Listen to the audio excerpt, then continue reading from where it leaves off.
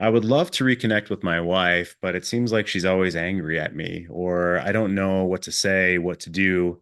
Cynthia and I are going to talk about that today. Relationship repair after an argument, what works and what doesn't. And I was a bit surprised by the research that I found. So we're going to get into that today. I'm here with Cynthia Cruz, myself, Jeff Allen for the C Note Show. We're here for Cynthia's Inside the Female Mind on these calls. And she and I teach deep conscious relationship, level 3 deep conscious intimacy, because loving and being loved is an art, right? There's the science of marriage and relationships, but we are here because we know there's so much art involved and we want to get our fingers messy in the art.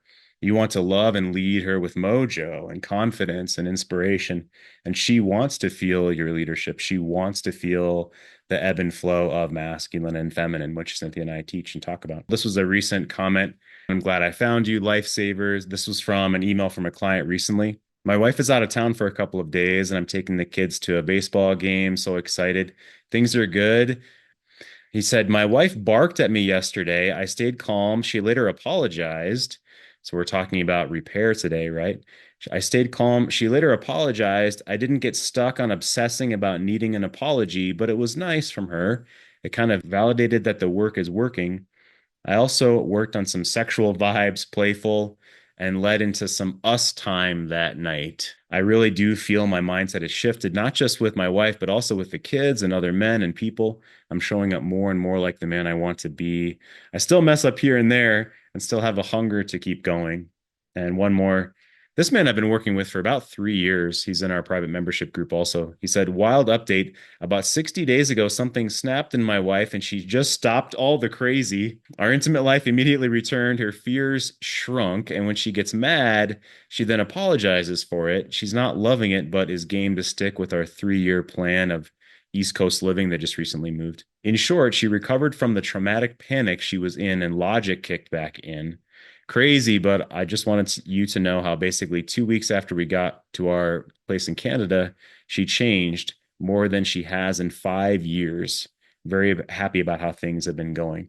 So Cynthia and I are going to talk about that a bit today, of the ups and downs of this work, and again about relationship repair. So let's step forward. Last time we talked about being the best dad ever, no matter what's going on in your marriage. So check out that last video if you're watching this on YouTube, right? We have hundreds of videos out there now. And today, relationship repair after an argument, what works and what doesn't. If you do a quick search, again, the Gottman Institute, Cynthia and I, by the way, have trained in both levels of their marriage therapy counseling training. And here's an excerpt from one article that I found: after the argument, how to begin again. And there's some quotes here from couples that we can relate to, personally, that I'm sure every man here can relate to. So here's some quotes. We say it's all forgiven, but we feel awkward and formal, like the closedness is missing. We don't know how to get it back. So I want to ask you about these, Cynthia. We say it's all forgiven, but it's awkward and formal. The closeness is missing. We don't know how to get it back. We focus on chores or family outings, and things look fine, but I have an emotional wall up. We talk about that in terms of a woman wanting to give into family time, but not intimate time. And finally, it takes way longer than it should. Like my brain understands and forgives, but my body doesn't, you know? Uh, So let's start with that last one. And maybe these are something a woman has said or a man has said, but let's assume that a woman would say, my brain understands, but my body doesn't. Let's start there. What are you seeing there of her body feels disconnected from her mind? What would you say? yeah, I would, gosh, it's such a good quote because I would say it is so normal. And I can speak from the perspective of being a woman, but maybe even in a masculine body, it would feel the same. So much of what goes into arguments or rifts or pains or disruptions in relationship has very little to do with the exact present moment and has so much to do with, especially with a woman, how she experienced disruption, separation, connection, even as a child. And so she may even be unknowingly seeking similar experiences with you in relationship that she had as a child. And then even in the present moment, if there's talking about it and forgiveness and she gets it on a cognitive level, we still haven't touched in on that younger person angst, those little things that she's been holding so deep, the things that really, really hurt her heart, that unless a woman can really express those out, they do stay like stories in her body, even if she's being hard on herself for having those reactions, even if she knows better. It is a wild animal sometimes of how the body remembers, the body maps things out. Uh, and I would say there can be a lot of arguments between all of us, between our brain and body. Yeah. So what man can relate to that where it feels like her mind is in a different spot than her body? Or maybe she even actually says that. Come on in, unmute yourself and come in. Yeah. A man in the chat wrote, right now I'm married to two people. They look identical. Sometimes the lady I know is there. Other times she's the ice queen. I never know which one I'm going to encounter. I talk to them both the same with love and compassion. I'm finding humor to melt the ice. I want to melt the ice queen though. Yeah, using humor. Definitely. Yeah. Come on in, So, please. hey, so I'm literally this happened to me yesterday. This idea. It's always fun that these stuff that we talk about seems to be like right in line with where I'm going in this path. It's kind of wild. But I'm okay with it because it helps reassure where I'm going. So this whole feeling in a moment versus the stuff from the past. That's literally the thing that I get met with every time that we talk about what's going on currently in our relationship is, well, you did all this stuff way back when, and I still hold a part for that in me that you're going to screw up again. So because of that, I can't move on to realize and see that you're doing better with yourself. I feel that you will do this again. So because of that, I have made it known to my own self, this is her speaking, that I'm just not going to hold a place for the relationship ever again. And we are going to be co parents. And part of me is like, well, that's not really fair to me. But again, that's the little boy saying that. But at the same point, it's also not fair of, okay, so then what do you want to do then? Do you want to continue on down this path of just being in what we are just right now? Or do we want to move forward with dropping the hammer towards ultimate divorce? And she can't give me a definite answer until yesterday. She gave me a definite answer last night. She finally said, I finally had time to sit down and go over my in my head, and I am done. I can't move forward with the relationship, mainly because I can't have that hurt ever again. And she acknowledged that I'm doing great things, which was awesome to hear. But she said, I can't meet you at that. I can't meet you at that level. And for us to be the best for each other, I think it's just to be co-parents. And okay, Yeah. So I how are you thanked her. doing with that? How are you doing with that news right now? I kind of finally just thanked her for finally saying something versus just feeling. Because the thing that, I mean, I don't know if I mentioned it to you or mentioned the group before, but a marriage held together by feelings is like sitting ice cream out in the sun thinking it's still going to be frozen when you Hmm. open it. And I think, honestly, for the last half of our marriage, it was a lot of feelings because there wasn't ever any time to actually sit down and talk. But now that we have, I feel better about it, but I still am going in my head, okay, well, we're still married. So then how am I supposed to continue on in the life that I want to live, say with the experiences that I want to do, without holding the idea that in the back of my head that we are still married and I need to act as if I'm still married until that final paper is signed. What I was going to ask is, what do you want next for your own self here over the next 30 days, 90 days? What do you want for yourself? Honestly, I want to start looking into seeing if there's somebody to share an adventure with. Not necessarily intimately, just adventure, just like go do things. Go be present with them. Be and not necessarily introduce them to the kids, not necessarily introduce them, just be present in each other's lives. More so than we're here to be a co-parent and that's what we're gonna do. What's been incredible to me is taking responsibility for a decision, whether it's she makes a decision and then you next decision. Taking responsibility for a decision in your own self brings tremendous freedom. It lifts a burden, it sets a burden down off of shoulders, and it brings freedom in life. And I can hear that in your voice. Obviously, you've been doing this work knowing of what you want, the man that you are, the values that you want to bring into the world, the experiences that you want to have. And if she doesn't want that with you, okay, there's grieving, there's sadness, but then we have to take a step forward. That seems like where you are. Is that fair? Exactly. Yeah, I'm at that point, and I just left my own local therapist today. And one of the things that I brought up that's weighing on my brain and weighing on my sense of values and logic is okay, if I go out in this world and I honestly do just randomly meet somebody without really trying, because I don't want to, I'm not seeking somebody, I'm just enjoying life. And if someone were to align and come into my life and I ended up doing something, am I morally ready to make that decision? Am I morally ready to go? And I told myself the other day, yeah, I am. But I sit back and go, well, what's the court system gonna think? What's the world gonna think? What's my wife? What's she gonna think about it? And that all squashed today in my meeting with my counselor because she said ultimately, kind of what you just said, ultimately you're in control of what you want to do. And honestly, if you feel that you need to go and do those things and that's what is going to fulfill your life, then go do it. And don't let this limbo of not signing a piece of paper hold you back. Something that I want to ask you about when we talk again is what you might need to clean up as far as your marriage right now, whether you want that to end or not. That's a question for you to ask for your own self. Hey, I appreciate you jumping in, man. That was good. Thanks for getting us Yeah. started.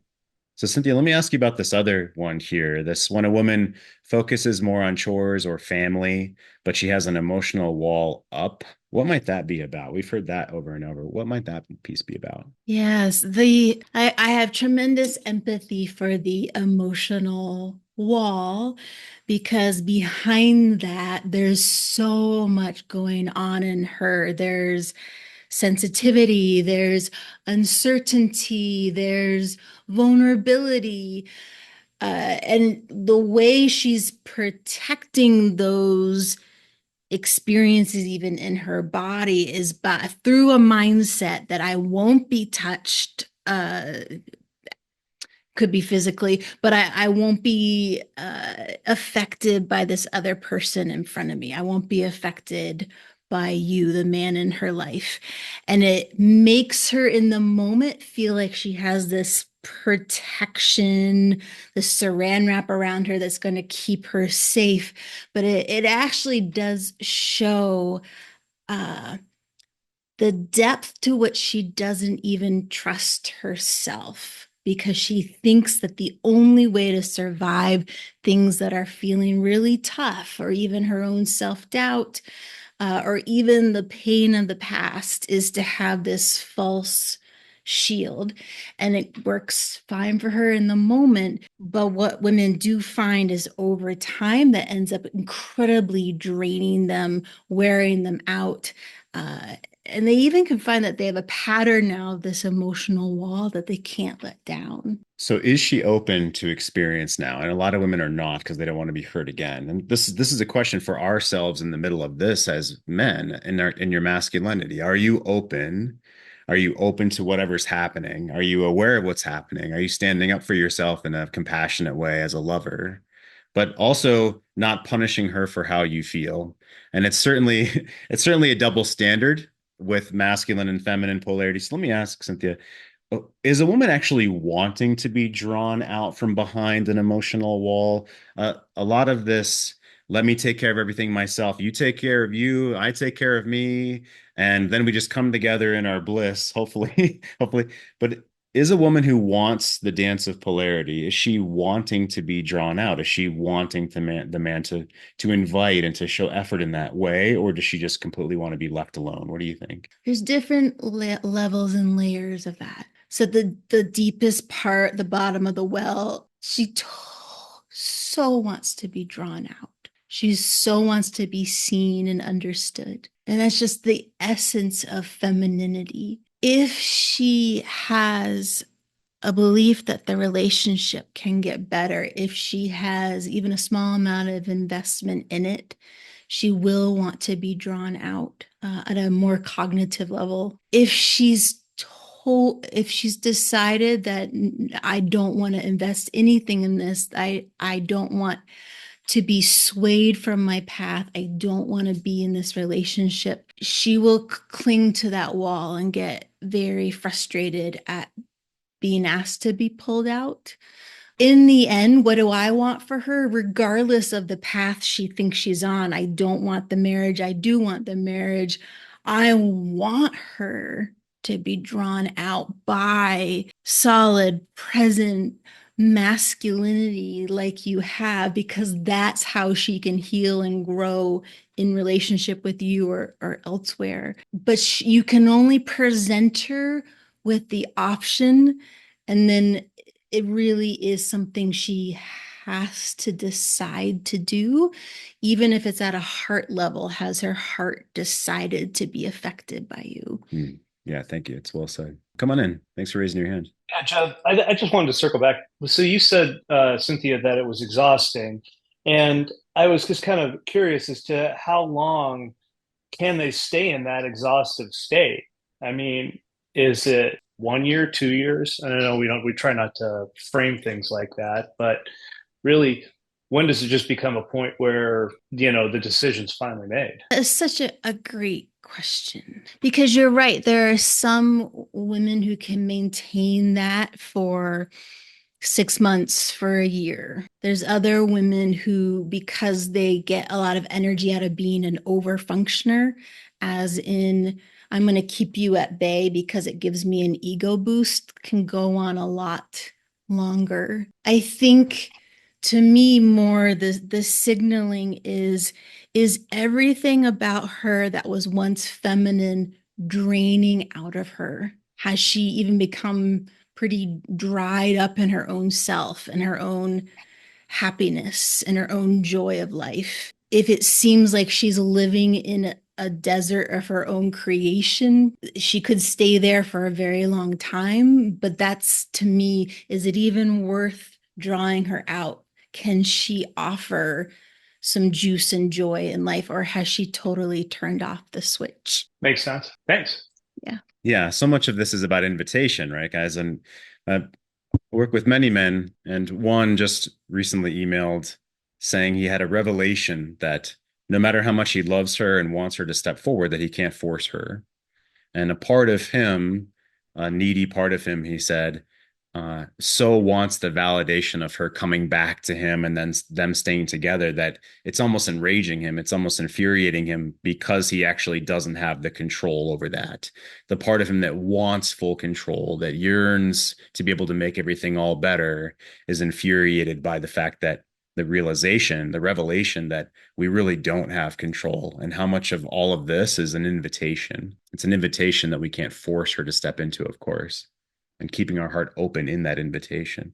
Yeah, please come on in. Hey, I just have something that is, I guess, related. Because I just had a conversation with my wife about a couple of days, about a week ago, more or less. And I guess it also depends, because she's pretty closed up too. And she straight up told me that right now, she doesn't have the time for a relationship, right? To invest time into it. As of right now, she worked with a counselor. So right now, she's working through her inner child, I guess, things that she went through. And right now, she's like, I just got through my really infant years. I'm starting to work on my toddler years, right? Because I guess she's got so many. She was a single parent. Mom was never really there. So she pretty much grew by herself, kind of. And sometimes with her stepmom. And then, of course, on top of that, we have the kids, right? And then she works. And now she started doing this, investing into a business that she became partners of. And so now she's putting time into that too, right? And the hard part, I guess, is like, I mean, if she's been working on herself for, I would say, probably like 3 or 4 years. If 3 or 4 years got to her infant years, right? And she's about to go into toddler years. Geez. I mean, I'll be dead by before she gets to her. Right. Right. So we had a conversation, like, of what I want. I told her, I'm not gonna keep apologizing for what I did in the past. And this is what I want to be. This is what I look for, and this is what I want. as far as a relationship goes, right? Yeah, good. Yeah. That we have to, it has to be both sides, right? Right now, it feels like, I told her straight up, right now, it feels like I'm going to work without getting a paycheck, Mm. right? And she was like, yeah, I understand that, you know what I mean? And she told me, she's had times when she wants to like get back into the relationship, right? Because she sees it. She sees that I'm changing and all this, right? But her mind also tells her like, don't do it because you're gonna get hurt, right?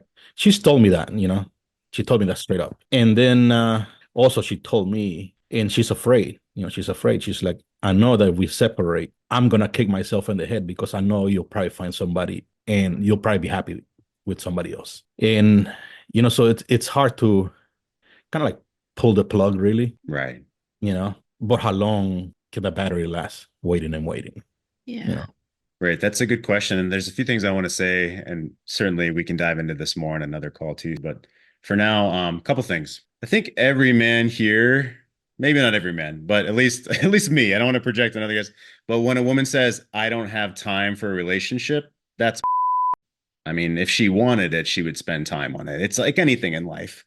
I don't have time to go to the gym. I don't have time to, it's like that's and so that's fine, but I just want I just want to acknowledge that it's fine, meaning she's sugarcoating something, meaning I don't want to. Okay. Mhm. Well, that's a real okay. Then often, and this I'm just gonna go right at it. We know each other quite well. Um, when a woman says things like, well, I want to find myself and it's going to take me time and I want to invest in things, or I know that if I leave this relationship, you're going to find someone else and be happy. Or I'm afraid to lean back in because I might get hurt. I would agree with her on every one of those things. Yeah. Like, yeah, I totally see that you want time. And yes, this may not all happen in the same conversation, but yes, getting in relationship means we might get hurt. Yes, you might get hurt in relationship because relationship is about adventure and growth and depth and uncertainty, right? And meeting each other. But yes, you might get hurt if you're in relationship with me or with anyone else, I would expect. I mean, you don't want relationship just to be all sugar coated and safe and kid gloves. You want it to be adventurous and deep and open. And yeah, you might get hurt in relationship. And Yeah. yes, if I do move on, yes, I will be happy with someone else. 100%, absolutely. Yeah. So don't be afraid, any man, to agree with what she's saying and to say yes. Trying to talk someone into feeling safe doesn't work, right? Yeah. So you agree with what the truth is, which is, yeah, you may get hurt. Yeah. And I told her that, exactly that, all that. And I told her, like, yes, it could happen. And those doesn't mean because I'm working on myself that I'm going to be perfect, right? There's always going to be things that happen, right? Right. And even if I go into a new relationship, new things are going to happen that have to work through. But now, me knowing better, I'm a little better prepared for whatever comes up, Mm. you know? Yeah, exactly. The freedom of again, what we were saying earlier, the freedom of some kind of decision, the having some kind of decision helps bring freedom. And so to know where she is, meaning she doesn't want to put time into the relationship right now, whatever excuse that she uses, Yeah. is a form of freedom for you. There's a similar question in the chat, and we'll talk about you. Yeah, thank you. You and this question. He writes, where does the masculine source the energy to continue to draw her out? It can feel exhausting in the face of everything else going on without much coming back the other way. And I feel like it's so much on the masculine to keep bringing the energy to try while she just sits in her feelings, waiting for something to feel different. Now, in a give and take healthy relationship, that's not the case. You won't just be giving and getting nothing back. In fact, very, very quickly, you're going to get tired of sourcing energy and bringing it when you're getting nothing back, going to work without a paycheck, I just said. So I, and no man, in my opinion, I don't expect any man to just give unendingly. In fact, what I say is you invite and then you take time away for your own self. You turn your shoulders. Then you go back and then you invite again. And then if that's turned down, you go do your own thing, you turn your shoulders. And the time span between each invitation comes longer, gets longer. So if I invite after one day, then the next time I might be after 2 days, then after 3 days, after 4 days. Every iteration, there might be more time between the invitations to maybe where there's a week or a month or 2 months in between the invitations and in between you're going off and you're being joyous, not with other women if you're still in the relationship, right? You need to end the relationship if you're going to go be with other women to stay in your integrity. But if it's 2 months of you spending time with your kids and your friends and your life, and you're courteous to her, but there's no invitation in between, she might actually start to yearn for you. She has to want to step toward you. And then the question is, well, why be in relationship, Jeff, if it's 2 months, 4 months, 6 months in between my invitations to your woman? And I would say, that's a really good question. Why be in relationship with this person if they're not ever wanting to take your invitations to step in, or if they're never opening herself to water the garden of your relationship? Why would you want to be in that spot? Yeah, come on in, please. So you're talking about the invitation, and I think it's just to a place right now, my situation, that I don't really feel the need to extend an invitation, and she's not extending an invitation there either. But I mean, we co-parent great. We this morning we talked about our son and some issues with that, and all. I mean, so it wasn't really a big deal there. But really, what I wanted to get to is what is defined as an invitation. Hey, let's go for coffee or go see a movie? Is it something like that? Is it a date? What is an invitation? That's a really good question. So let's do this. Let me press pause on you, and I'm going to plow through some more of the slides that I prepared for today in our time, and then we'll talk about that. Okay. So in this article, I know one invitation is an invitation to do a do-over. I'm just going to do this really fast. To do a do-over, I think we've all heard that. Hey, can we have a do-over? Fewer words, more touch, where this is to be more quiet, not to try to talk your way through something. Shake your booty. In this article, this person says to move your physical body to change your mood. I talk about this as going for a walk, exercising, this kind of thing, but moving to another room, moving to another space, certainly. There's bits from Quora. I like to go to average people to see what they say, and really fast. A fight shouldn't tear you apart. It should better you both as people, as a couple, because you guys learn more about each other through arguing about your point of view. If it's meant to be, it'll be, this person says. But learning about each other, do you both, or have you been fostering a sense of when we have a conflict that we want to come to learn about each other, that we're curious about each other, right?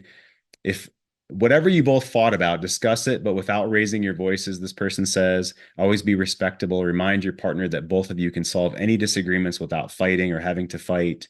If the fight just happened, give it time and make it up to your partner and talk about the subject again, but from another angle. Do both of you have this idea to take a break and come back, try it from another angle? Obviously, that's best case, that we want that, right? One more. By reasoning, by listening, then talking, trying to find a logical explanation to my disagreement about compromise without giving all in. You must set a boundary line for mutual respect. So this one to me is, what does this mean about me? And what does this mean about her? And how do we come together and still show respect for one another? These are different ways to come together after a fight. But, oh, by the way, if you want to check out our stuff or be invited to our calls, go to this link, greatmenmovemountains.com/new subscriber, and you can be invited to our stuff. So let's share this 3-minute video, and we'll sum up what you do to invite, and we'll wrap up our call for today. So let me share this 3-minute video from John Gottman. Let's go. Different about the masters and the disasters is that the masters are repairing things effectively. So that we think that what's going on is that, in a good marriage, people have arguments that are kind of crummy arguments. And, and they don't follow communication rules, and they say mean-spirited things, and they get defensive, and they get critical, and they get desperate and upset, and they stonewall, and they do all this stuff. But at some point, they have a conversation where they recover from it. They can talk about it, and they can repair it. And so what we want to suggest to you is that's really what the major goal ought to be, is how do you fix things? How do you make your next conversation on this problem area better than your last one? How can you repair it? And so for a lot of years, we were looking at the repair attempt itself. How do people try to make it better? Like a repair attempt might be, gee, I don't think either one of us is really listening to the other right now. Maybe we should try again. Or a repair attempt might be, this isn't really what we're supposed to be talking about. We're getting off on a tangent. Or a repair attempt might be, I need a break. Or a repair attempt might be, I'm sorry. I really wish I hadn't said that. And we were looking at the repair attempt and how it was said, and we found that we could not predict the effectiveness of repair from the nature of the repair attempt. And in fact, some people were making repair attempts in a beautiful way. It could have been written by a social worker, and it was failing. And other people were making repair attempts in this real clumsy way, and it was successful. I remember this one case where this guy who was a chemist, and he and his wife were talking about the fact that because of the nature of his work, he doesn't know exactly when he's coming home for dinner. He has these experiments going on at work, and she said, well, the kids get hungry, and they don't want to start dinner without you, so they get irritable, and I have to put up with the irritability. And he said, well, why don't you feed him a snack? And his wife gave him a look like, what do you think I am, a moron? Of course I feed him a snack. She went like that, and he realized he needed to make a little repair. So this guy was wearing a red bow tie, and he went. That was his repair attempt. This big stupid grin, And she started to laugh, and the repair attempt was effective, I mean, it changed the way they were going. They weren't in this sort of negative downward spiral.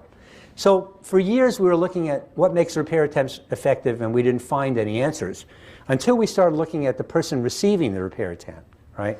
And what made the difference was really how much emotional money in the bank they have with that person.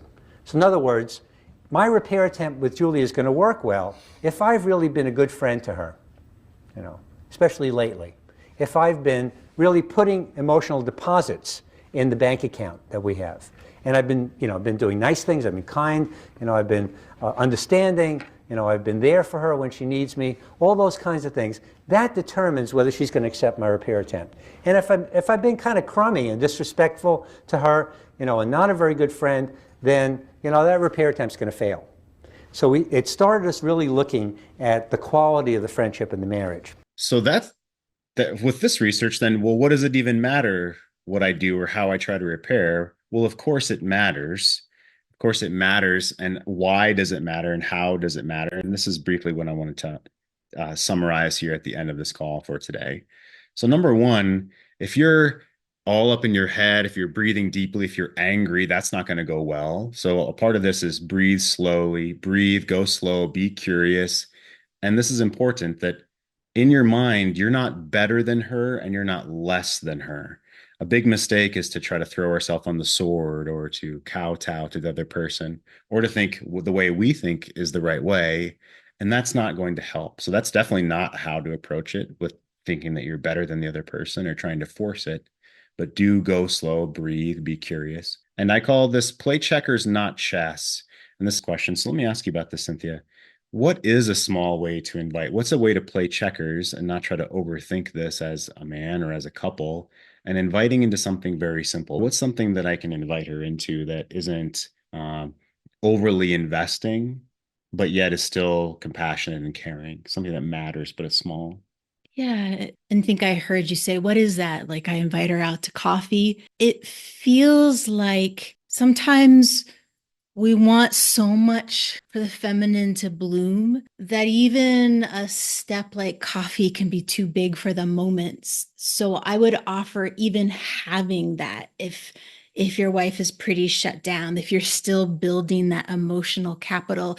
So maybe it's inviting coffee at your own kitchen table. It's allowing her to move out of a fight or freeze response, I've built my ego around, I'm going to protect myself. I'm not going to go be swayed by what he does or says anymore. And you're giving her the smallest movements out of that. And to me, that's kind of exciting because the starting of small and building the trust, the emotional capital in very small ways gives so much creative room for that to grow and develop and be bigger. And if there's something that motivates the feminine beyond the block, I don't have time for this, I can't trust anymore, it's the excitement of adventure. And so these small steps can really almost hack her brain and make her feel that this is growing and developing between the two of you. Sure. And she had, to your point earlier, she has to want this on some level. Her heart has to be open on some level for that. Yeah. Yeah. Good. Let's go into number 3 real quick, and we'll finish up for today. That you believe and that you're learning and your skill is that love is an act. Love is a verb. It's an ongoing behavior. And this is what John Gottman was saying of investing into the relationship in small ways. And a small investment is something like a smile when you see her in the kitchen or a hello when you see her in the day. Now, again, if she's not wanting to be open to your invitations, to your investing every day, to your playing checkers and inviting her into small things, if she's just throwing away your attempts, take more and more time between those attempts, between those invitations. And ultimately, you're going to ask yourself, why are we in this? If one person doesn't want to be there, you can't force the relationship to happen, but you are going to be that man. You're going to be the man that has a little smile on your face. You're going to be that man that invests in the world. You're going to be that man that does invite her to some frequency and bring joy into your own life when you turn your shoulders away. And that's the only path that you can control. That's the only freedom that you have, is to be that man. Final words for today, Cynthia, what comes to mind? Yeah. What you just said about being in your own freedom to be the man you are. It kind of reminds me of the younger person in all of us who maybe was at the ocean, and we go around with a pail and we get to pick up the rocks or the spiny creatures or the shells that we most desire and want. And when I think of you in the masculine frame that you have and the groundedness that you have, even your ability to go, God, this feels like a lot of work, and I'm dedicated to the freedom within myself, the freedom of this energy I give as a man. You get to choose what goes in the bucket. And if she's thrown out her whole bucket onto the sand, that's fine. Those can be built later. But there's nothing more captivating to the feminine than that masculine who is in his own choice and in his own incredible power. And something I have reverence for you as, in the masculine, is that your freedom is your power. And that's something that really fulfills and soothes, and the feminine can connect with, because it's not something that's naturally hers. Awesome. Thank you. Yeah. Appreciate it. See you guys next time. Thanks for being here. Cynthia. Ciao, guys.